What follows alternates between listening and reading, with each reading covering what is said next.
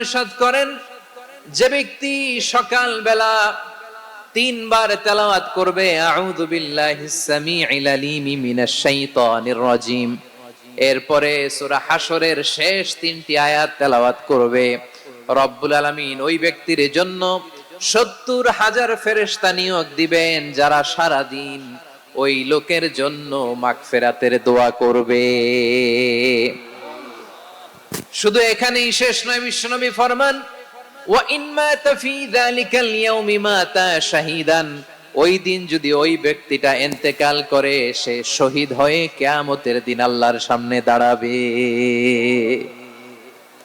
সকালবেলা যদি পড়েন 3 বার আউযু বিল্লাহিস সামিউল আলিম মিনাশ শাইতানির রাজিম 3 বার পড়ে